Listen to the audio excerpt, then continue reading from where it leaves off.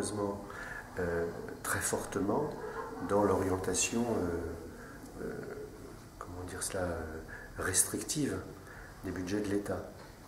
Par exemple, la région Centre va se voir amputée de 7,5 millions d'euros de dotation d'État.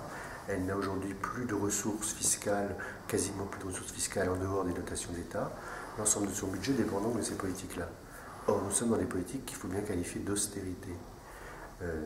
7,5 milliards d'euros en moins pour l'ensemble des collectivités territoriales, les départements, les régions, les communes. Donc on va avoir évidemment, devant les actions que mène la région, des difficultés à pouvoir être au niveau des attentes. Parce que de l'autre côté, la situation s'est empirée. J'ai donné des chiffres tout à l'heure sur le chômage en région Centre, la suppression par exemple de 117 000 emplois en un an, avec une augmentation des difficultés de vie tout simplement sur le logement, sur la précarité des jeunes. Aujourd'hui, on a un jeune sur deux entre 18 et 26 ans qui est en précarité totale. J'ai parlé du logement, on parle des conditions d'existence tout simplement, du pouvoir d'achat qui est malheureusement à la traîne. Donc une région, elle devrait atténuer les difficultés de ces politiques d'austérité.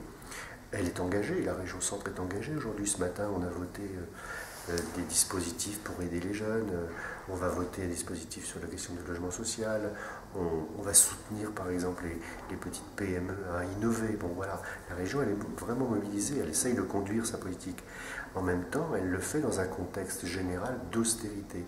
Donc nous nous dressons contre cela, nous ne voulons pas que l'on décentralise l'austérité décidée au plan national au niveau de la région. C'est tout le sens de nos interventions.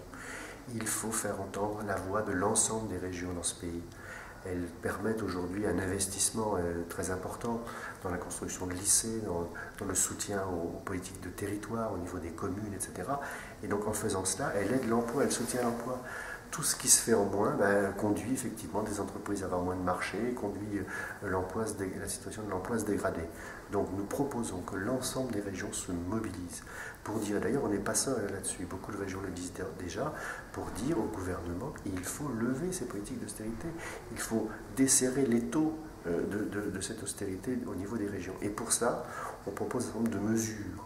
D'abord au plan de la fiscalité, il faut vraiment faire cette réforme fiscale en profondeur, il faut la faire là, dans la loi de finances qui vient, au plan national, avec les hauts revenus, mais aussi l'argent pour l'argent qui n'est pas imposé aujourd'hui, alors que les familles, vous avez vu que cet élargissement de l'assiette qui sont touchées, avec aussi une redistribution au niveau du crédit. On propose par exemple qu'il y ait un crédit sélectif que les régions d'ailleurs pourraient gérer, étant entendu qu'on baisserait d'autant le taux d'intérêt sur des prêts à des entreprises qui embaucheraient, qui créeraient de l'emploi, de la formation, qui garderaient longtemps ses salariés.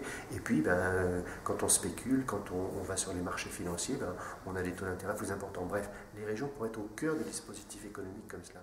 Donc, c'est le sens de toutes nos interventions depuis ce matin. Un certain nombre de politiques à mener. Elle a voulu mettre des priorités. Donc ce qui est clair, c'est que dans le moment où on a des finances contraintes par rapport à des baisses de dotation, aussi on voit bien que nous n'avons plus de possibilité d'avoir une fiscalité vraiment propre, nous devons faire des choix. Et nous avons fait des choix qui sont simples, des choix d'avenir, des choix d'aide à l'investissement pour les entreprises, des choix aussi pour les citoyens à travers les TER, des choix sur la formation professionnelle, des choix sur les lycées, et puis aussi un grand choix qui est important en région Centre sur l'aménagement du territoire.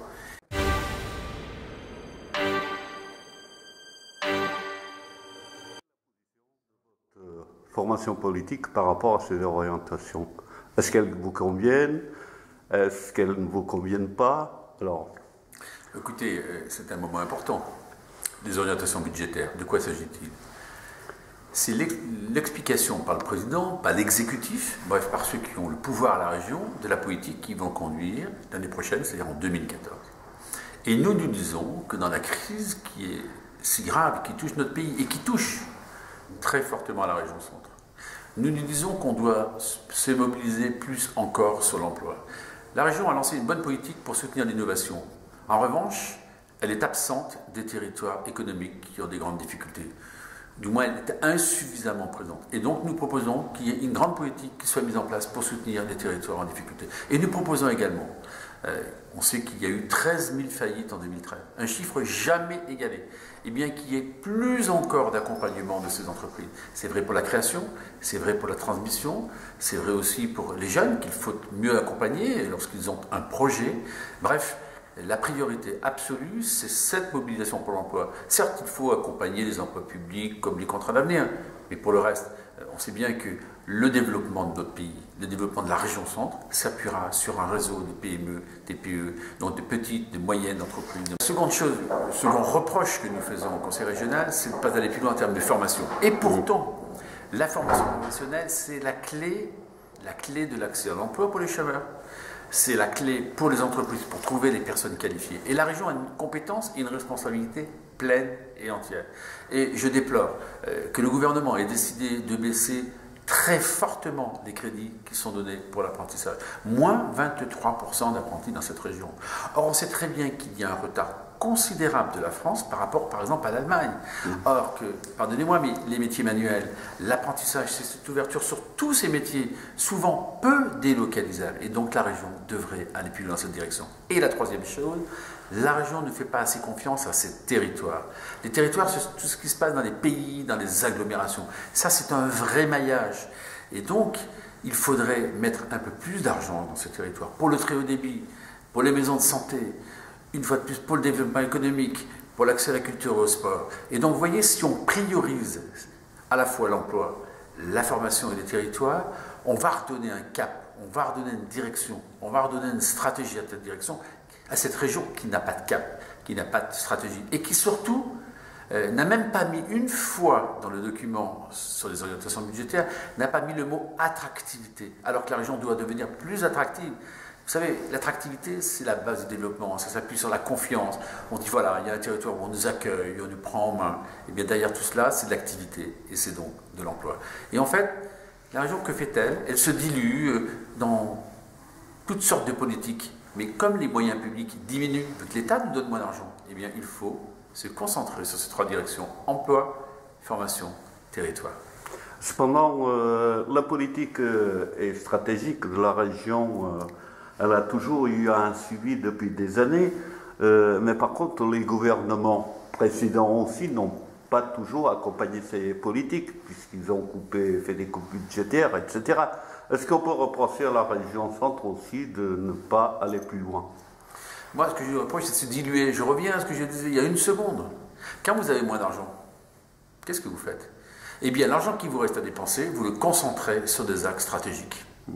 Et tout doit reposer une fois de plus sur l'entreprise, sur la formation et sur la vie dans les territoires. J'ai expliqué les contrats de pays, les contrats d'agglomération. Et on ne peut plus toucher à tout. On multiplie les études, on multiplie les schémas, on multiplie les endroits dont on voit qu'ils confinent quelque part à la complexité des actions qui sont montées au quotidien. Alors qu'en fait, il faudrait beaucoup plus de fluidité, il faut que ce soit beaucoup plus simple. Vous savez, le Premier ministre a dit qu'il fallait lancer un grand chantier de simplification administrative. Qu'on se l'applique. Qu'on se l'applique. Il faut libérer les énergies, voilà. C'est comme cela qu'on arrivera à redonner une perspective. Et avec un mot, le maître mot, c'est le mot confiance. Et moi, je n'ai pas confiance dans l'État. Je n'ai pas confiance dans ce gouvernement qui nous fait un matraquage fiscal qui n'était jamais arrivé auparavant. Je n'ai pas confiance dans ce gouvernement qui a fait une réforme des retraites injuste. Je n'ai pas confiance dans ce gouvernement qui est en train de garrotter les collectivités de façon injuste, même s'il faut redresser les finances publiques. Donc vous voyez que la région reste un espace d'action très fort, un levier de concertation, et j'ai fait une proposition au président, j'espère qu'il va me répondre, que puisqu'il va y avoir des grandes signatures de contrats l'année prochaine avec l'État, avec l'Europe, avec les départements, avec la SNCF, eh bien, que toutes les forces vives soient associées à ces signatures. D'ailleurs, que chacune des familles politiques puisse apporter sa contribution, sa réflexion, ses projets. Éviter ces postures, droite-gauche, éviter vous êtes au pouvoir donc on conteste. Non, il faut, lorsque ça va mal, réunir les forces. C'est comme dans une famille.